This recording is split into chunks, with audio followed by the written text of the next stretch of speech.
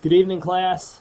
Welcome again to Mr. Martin and Mr. Walters' Flip Classroom. This is video 3, Imperialism in Africa. All right, class, here we go. This is the Africa edition. We'll start off with Mr. Martin explaining why Africa.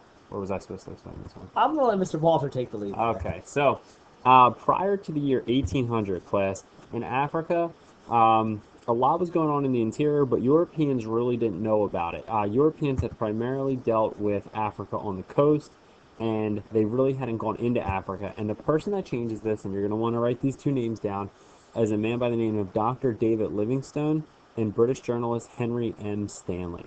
And these two gentlemen travel in Africa. They write about their findings, and they publish their findings. And when they do that, a lot of Europeans suddenly become very interested on what's going on inside of Africa.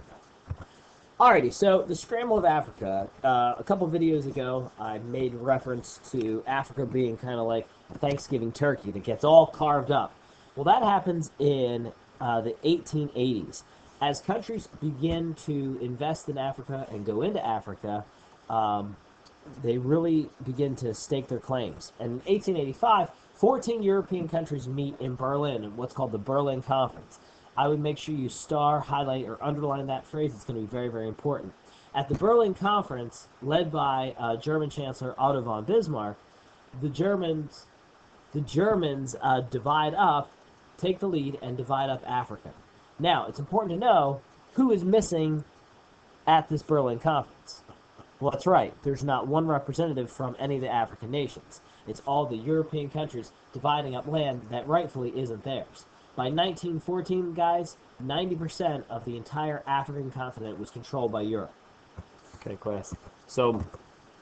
Essentially, I just want to do a quick little map to show you kind of what Europeans' perception of Africa was. So, in the early 1300s, the 1490s, you can see they had the general outline of Africa because, if you remember, there was navigation, and so they got the coastline down pretty well. But inside Africa, you can see is pretty much blank. By 1600 to 1700, they have a little bit better of an idea of what's going on inside of Africa. And I'm just going to flip through this a little bit. You can start to see where Europeans start laying claims to Africa. The different colors are regions that are owned by different European countries.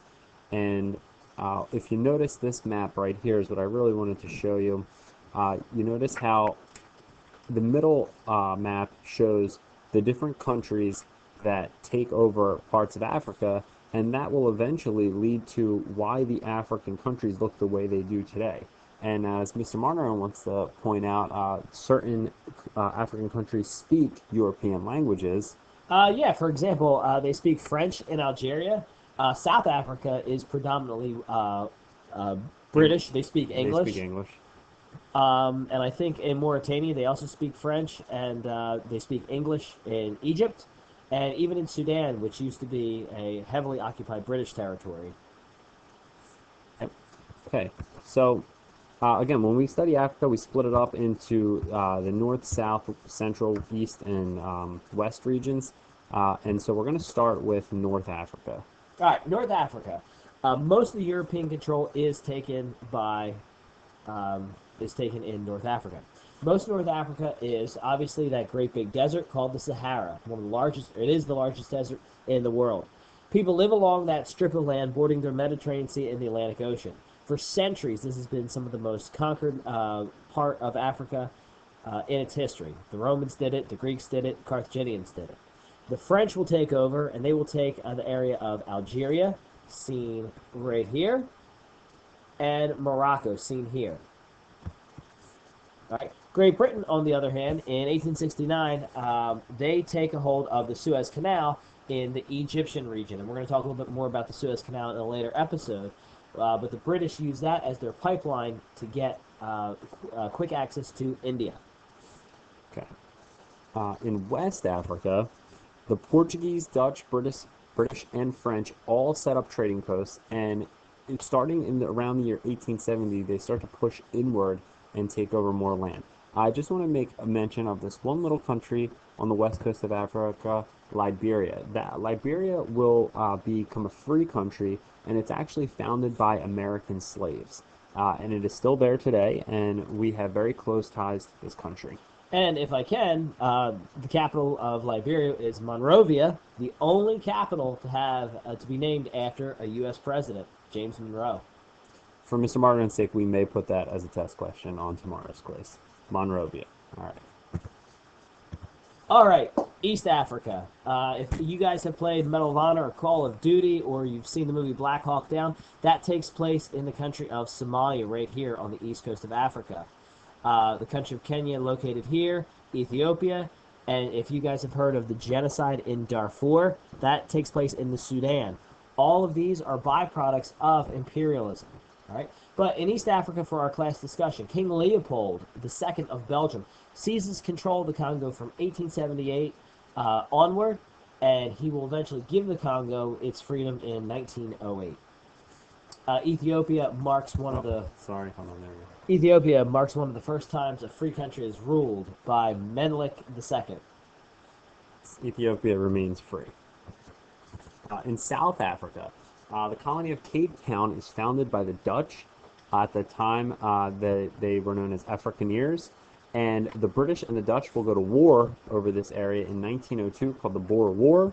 And essentially, what you need to know is that the British win the war and they take over South Africa. Now, Mr. Walter, do you know how the British won the Boer War? What was one military advantage they had over the Dutch?